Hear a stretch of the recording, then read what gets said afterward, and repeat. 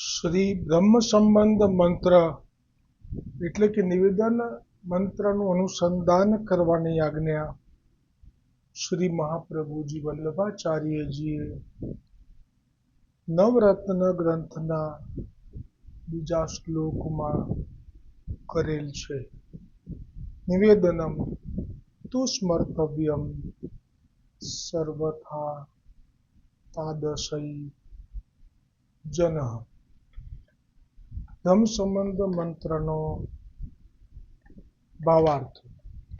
ભગવાન શ્રી કૃષ્ણથી વિખૂટ આપણે હજારો વર્ષોનો સમય વ્યતીત થવાથી ભગવાનની પ્રાપ્તિને માટે હૃદયમાં જે તાપ ક્લેશનો આનંદ થવો જોઈએ તે જેને તિરોધાન થયો છે એવો હું જીવ ભગવાન શ્રી કૃષ્ણને દેહ, ઇન્દ્રિય, પ્રાણ, અંતઃકરણ, તેના ધર્મો, સ્ત્રી, ઘર, પુત્ર, કુટુંબ, ધન, આલોક અને પરલોક આત્મા સહિત સમર્પણ કરું છું.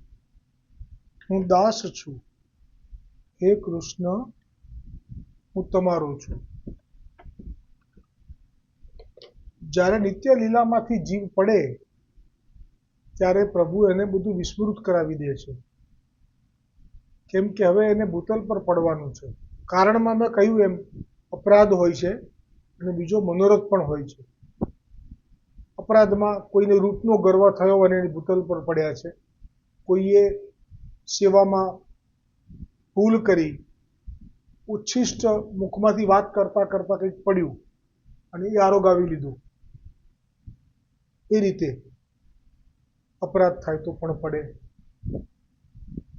જે આ રૂપમંજરી પડી હતી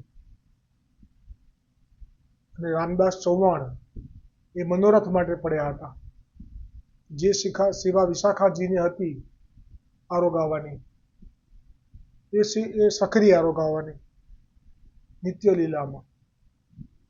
એ રામદાસ ચૌહાણ જે લીલામાં નામ અત્યારે સ્મૃતિ નથી, પણ એ સખી છે વિશાખાજીની. વગર વિશાખાજીને પૂછ્યા વગર જ એ પણ આ સેવા કરવા લાગી હતી. તો સેવાનો તાપ થવો એ ઉત્તમ છે, પણ કોઈની સેવા લઈ લેવી એ અધમ છે. એટલે અધમતાને કારણે શ્રાપ પડ્યો. ઉત્તમ ભાવ હતો કે લેવડાવી, તો ગોવર્ધનનાથજીએ કહ્યું કે એ મનોરથ તારો ભૂતલ પર હું પૂરો કરીશ. એટલે આશ્વાસન આપી દીધું મોટું. પછી તો ભૂતલ પર જે પડ્યા છે એ વિસ્મૃત થઈ ગયું બધું કે હું કોણ હતો. એટલે જ આ નિવેદનનું અનુસંધાન કરવાની આજ્ઞા છે. વૈષ્ણવોને પોતાનું સ્વરૂપ જે વિસ્મૃત થઈ ગયું છે, લીલામાં શું સ્વરૂપ છે એનું સ્મરણ નથી રહ્યું, એટલા માટે જ તાપ ક્લેશ આનંદ તીરો ભાવોહમ એમ કરીને અંદર ગોવર્ધનનાથજીએ કૃપા વિચારી છે. ને જે રામદાસ ચૌહાણને પડ્યા પછી એ ખબર નથી કે હું કોણ છું, પણ એ ચિંતા એને કરવાની જ નથી. સાક્ષાત મહાપ્રભુજીએ જ સામેથી કહ્યું કે ફલાણી ગુફામાં રામદાસ ચૌહાણ રહે છે, ભિક્ષા માગીને નિર્વાહ કરે છે, અમારો જીવ છે, એમને લાવો. એટલે એ વખતે મહાપ્રભુજીમાં પૂર્ણ પુરુષોત્તમ શ્રી કૃષ્ણચંદ્ર પણ છે અને સ્વામિનીજી પણ છે. બંનેનો આવેશ રહે છે આપણામાં, કેમ કે આપનું પ્રાગટ્ય એવી રીતે થયું છે મુખારવિંદમાંથી, અને સ્વામિનીજી પણ છે. એક આ વાત. અને જે બોલાવ્યા તો આપણે જાણે છે કે આ લીલામાં આ સ્વરૂપ છે અને આ તાપ હતો સેવાનો, અને એ જ લાભ કેવો આપી દીધો કે કહ્યું કે આ ગોવર્ધનનાથજી હું તમને સેવા માટે સોંપું છું. અને એક હથ્થું સેવા, એટલે કોઈને પણ ભાગીદારી નહીં એમાં. તો આ ગોલોકમાં ભલે મર્યાદા છે, પણ ગોવર્ધનનાથજી પૂર્ણ પુરુષોત્તમ છે. એ અશક્ય પણ શક્ય કરી શકે છે. એટલે તો વિવેક ધૈર્ય આશ્રયમાં આશ્રય દ્રઢ રાખવાનો કહ્યો છે. આશ્રય જો દ્રઢ છે તો જીવને સમય આવે બધું જ મળી જાય છે, પણ જો આશ્રય છૂટી જાય છે પછી મહાપ્રભુજી એમ કહે છે કે સારું, લૌકિક ગતિ નહીં થાય. એ તો આપે એટલું ફળ ના આપે. લૌકિક ગતિ નહીં થાય એટલે કે માનવ તન સિવાય બીજા તનમાં નહીં પડવું પડે. એ કંઈ બહુ મોટી વાત નથી. એ કંઈ બહુ દૈવી જીવો માટે બહુ મોટી ઊંચી વસ્તુ નથી. એ તો કોન્સોલેશન પ્રાઇસ છે. કોન્સોલેશન પ્રાઇસ તો હંમેશા ફલ કરતાં તો નિમ્ન હોય. અને જો એ ફલ માટે આજે તો સુંદર શિક્ષાપત્રમાં 37મો પત્ર શરૂ થયું કે સેવા પણ ના હોય ને સત્સંગ પણ ના હોય, તીર્થમાં ભાવ પણ ના હોય, મહાપ્રભુજીના ચરણોમાં તત્પરતા ના હોય, ગોવર્ધનનાથજીમાં આદર ના હોય, એટલા બધા આજકાલના હૃદયમાં જે નકારાત્મકતા ભરેલી છે એને આપે એ વખતે પ્રગટ કરી લીધી. તો પણ આપે કૃપા વિચારી છે. એટલે આજથી એટલીસ્ટ 2 દિવસ કે 3-4 દિવસ તો ચાલશે 37મો પત્ર, શિક્ષાપત્ર. જે કોઈ વૈષ્ણવ કદાચ ન દ્રષ્ટિ કરતા હોય તો જરૂર કરજો. મહાપ્રભુજી, હરિરાયજી મહાપ્રભુજી ખરેખર જ મહાપ્રભુજી જેવું તમને લાગશે. કેમ કે આ તો આપણા, મારા ને તમારા અંદરની વાતો એ કહી રહ્યા છે.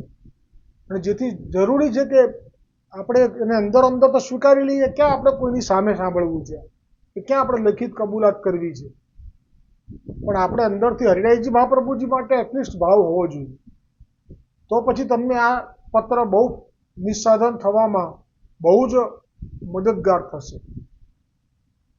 પછી જો એમ કે ના અમે તો, મારે આવું થયેલો છે પ્રશ્ન અને પછી મને જવાબ પણ આવો મળેલો, જો ચોખવટ નહીં કરું કોની સાથે ને કોણે જવાબ આપેલો, પણ મારે નવો માર્ગમાં આવ્યો એટલે મને સંશય થાય એટલે મેં સ્વાભાવિક પૂછેલું કે આજે ગોકુલનાથજીએ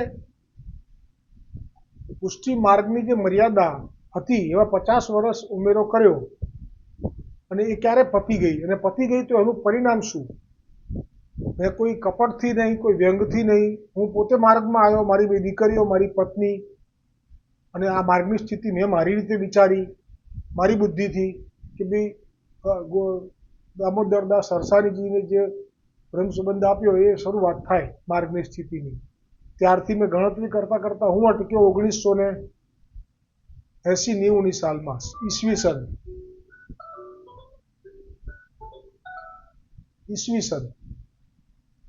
એટલે મને ચટપટી થઈ. પછી વલ્લભકુલ બિરાજી રહ્યા છે, વૈષ્ણવો છે, મને પણ લાભ પૂરો મળ્યો છે. મને માર્ગમાં કોઈ એવું નથી લાગ્યું કે જાણે પતી ગયું બધું. તો પછી છે શું આ? તો મારો સ્વભાવ પ્રમાણે મેં પૂછ્યું તો જવાબમાં જે જવાબ આપ્યો કે અમે એ નથી માનતા. એટલે કે જે સંવાદ થયો છે ગોકુલનાથજીને, હરિરાયજીને, પેલા સોની, પરમાનંદ સોની જે હતા એને, અને ગોવર્ધનનાથજી સાથે, અમે નથી માનતા. તો એ મને બહુ જ હૃદયમાં એક વિરોધાભાસ અને થોડું આઘાતજનક પણ હતું.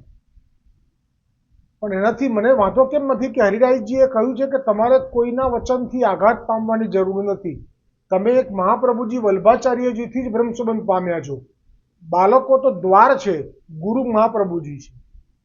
અને ગોકુલનાથજીનું સ્વરૂપ એ પ્રભુની કૃપાથી, અને આપ સૌ વડીલ મહાપ્રભુજી, હરિરાયજી, બધાને આચાર્યની કૃપાથી એ પણ મને પ્રાપ્ત થયું. ગુસાઈજીની મુખ્ય કૃપા કે આપ ઈશ્વર છે. આપ જ જ્યારે કહી દે કે ઈશ્વર છે, અને આપ જ કહે કે એનું નામ વલ્લભ, બીજા કોઈનું નામ વલ્લભ આપે નથી રાખ્યું. અને પછી આપ જ આપણા હૃદયમાં, કારણ કે પૂર્ણ પુરુષોત્તમ છે, આપણા હૃદયમાં બિરાજમાન છે વલ્લભ અને વિઠ્ઠલ. તો વિઠ્ઠલ જ મને પ્રેરણા કરી કે હા, એ ગોકુલનાથજી એ પણ મહાપ્રભુજી જ છે. બસ પછી મને એવું ના થયું કે કેમ આવું કહ્યું કે અમે નથી માનતા એ સંવાદને, નથી સ્વીકારતા, નથી માનતા અને નથી સ્વીકારતા, 2 વાત. તો એનાથી મને બહુ વાંધો ના આવ્યો. પછી મને થયું કે ના, હવે મારે હરિરાયજીના શિક્ષાપત્રનું જ આધાર લેવો પડશે. એ સિવાય હું કંઈ પણ સંવાદ કરવા જઈશ તો કદાચ શ્રમ પડશે, હું જેમની પાસે વિનંતી કરવા જઈશ એમને.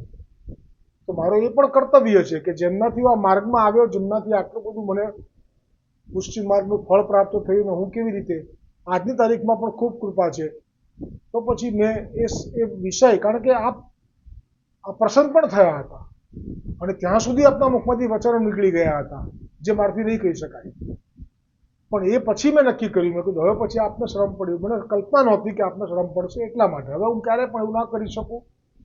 પણ મને તો જે મૂળ છે પુષ્ટિ માર્ગમાં મહાપ્રભુજી અને ગુસાઈજી અને જેમને પ્રગટ કર્યા છે સાહિત્યો દર્શન કરીને, એમાં મને સંપૂર્ણ નિષ્ઠા થઈ ચૂકી છે, એવા શ્રી ગોકુલનાથજી અને શ્રી હરિરાયજી.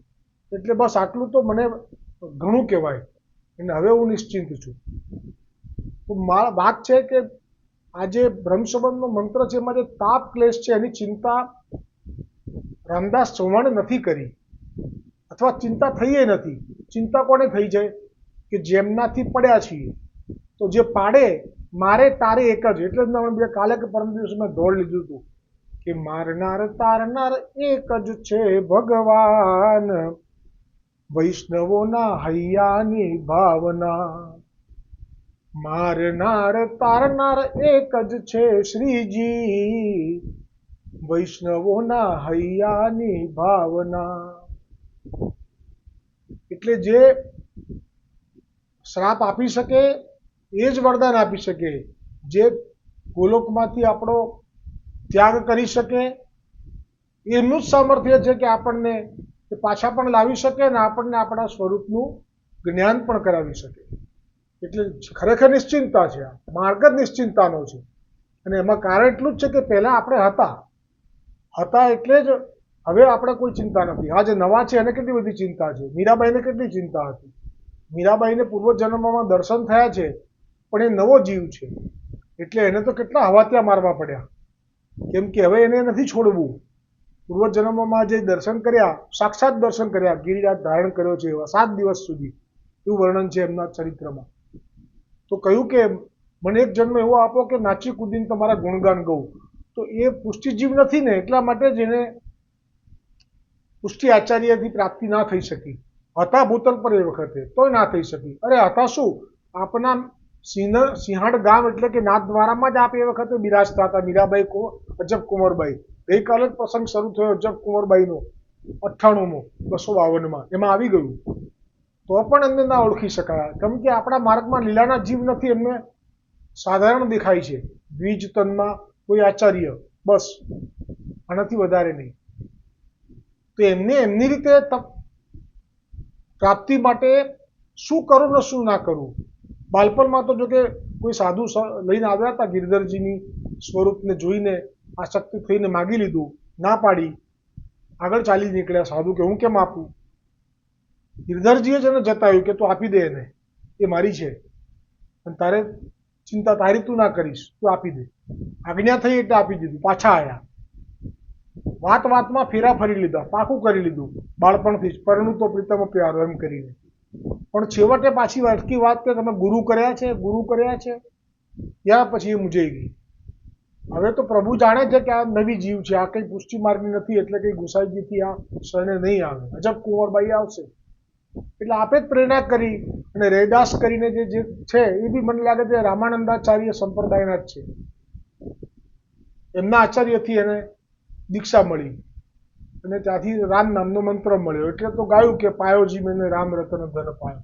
એટલે મારા આ વિસ્તાર કરી વાત એમાં એ ભાવ છે કે જે બીજા માર્ગના છે એમને જો ગોલોક પ્રાપ્તિ કરવી છે તો ઘણો બધો પરિશ્રમ છે અને એમને તાપ પણ નથી. હવે એ મંત્ર બોલીને શું કરે? તાપ ક્લેશ આનંદ તીરો ભાવો હમ ભગવતે કૃષ્ણાય.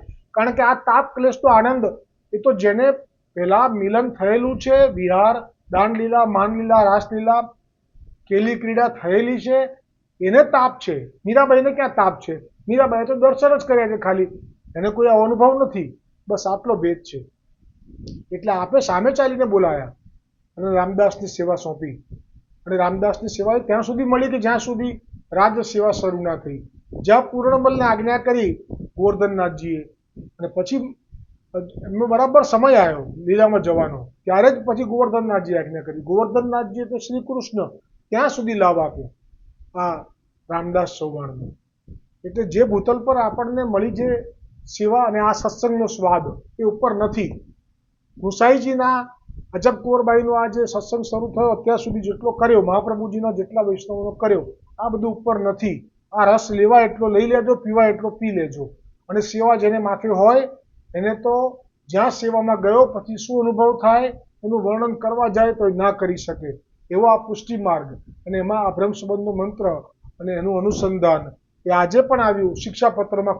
સ્વયં હરિરાયજીએ કહ્યું, આચાર્ય બાળકોને કહ્યું કે આનું અનુસંધાન પણ કરવું જોઈએ, જે પણ છૂટી ગયું છે. બાળકોનું જે છૂટી ગયું છે એ બધું આજે ખોલી નાખ્યું છે આ પત્રમાં. પણ આપણે એ વિષયમાં નહીં વિચારવાનું, આપણે તો આપણા પર લેવાનું કે આપણામાં આમાંથી શું શું મિસ કર્યું છે અને છતાં હવે શું રસ્તો બતાવે છે દીનતા માટેનો, એ રીતે આપણે લાભ લેવાનો. એક દોડ લઈ આજના સત્સંગને આપણે અહીંયા વિરામ આપીશું. ગઈકાલે જ જે શિક્ષાપત્રમાં પ્રસંગ ગયો હતો અને હરિરાયજીએ કહ્યું હતું કે જે આત્માના સગા છે એ ગોવર્ધનનાથજી છે અને દેહના સગા છે એ લૌકિક છે. તો દેહના સગા માટે થઈ અને જો કોઈ આત્માના સગાની સેવા કે સત્સંગમાં શિથિલતા કરે તો પ્રતિબંધ આવે છે અને પછી બંને જ હાથમાંથી જતા રહે છે. કેમ કે માયા તો હંમેશા કોઈની થઈ નથી, થવાની નથી, પણ જે આપણા હતા એ પણ આપણને હવે પ્રતિબંધ લાવે છે. એવું ન થાય એના માટે આ દોડ છે.